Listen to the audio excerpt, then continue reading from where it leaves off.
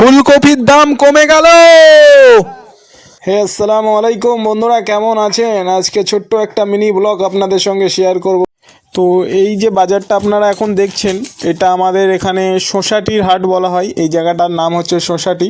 আসলে আমি যখনই বাড়িতে আসি এই হাটটাতেই বাজার দাম কিন্তু কমে যাচ্ছে। আগের হাটে ছিল নাকি 30 টাকা, এই হাটে হয়ে গেছে 20 টাকা। যে তারপরে আমার সব টোটাল বাজার কমপ্লিট। এবার আমি যাব মাছ বাজারের দিকে। মাছ তো মানে আমার খুবই ফেভারিট। আমি যখনই আসি মাছ আমাকে নিতেই হবে।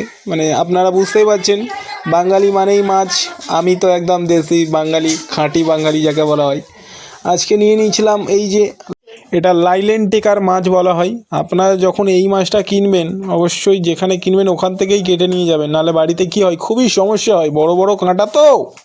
আর আপনারা কারা কারা মাছ কিনতে এবং খেতে ভালোবাসেন অবশ্যই আমাকে একটা কমেন্ট করবেন, আমি খুশি হব, যেহেতু আমি একটা খুব সুন্দর মাছ লাভার। ঠিক আছে, আমার এই বাজার করা মাছ কেনা এগুলো বাড়িতে আসলে একটা খুবই ভালো লাগে। আমি আপনাদেরকে দেখিয়ে দিই, আজকে যেহেতু মঙ্গলবারের সকাল, আমি চলে এসেছি এখন সোসাইটির হাট।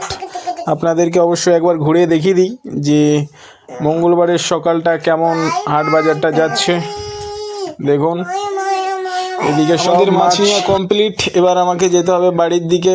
আজকে আমাদের বাজার করা হলো শসা, টমেটো, গাজর, তারপরে ফুলকপি, পালং শাক, ধনেপাতা, তারপরে কিছু কিছু জিনিস যেগুলো নিই না, যেহেতু বাড়িতে আছে তাই জন্য নিইনি। তো তারপরে ফাইনালি বাড়ি পৌঁছে গেলাম। বাড়িতে পৌঁছে রেখে দিয়ে মাছটা ঢাললো। দেখুন, আজকে রান্না হবে পালং শাক, আলু আর এই মাছের ঝাল। দেখুন কচি কচি কত সুন্দর লাগছে পালং শাকগুলো। এমন সময় সস্তা, যত পারে খেয়ে যাও। তো আজকের জন্য এটুকুই, পরবর্তী দেখাবে নেক্সট কোনো ভিডিওতে।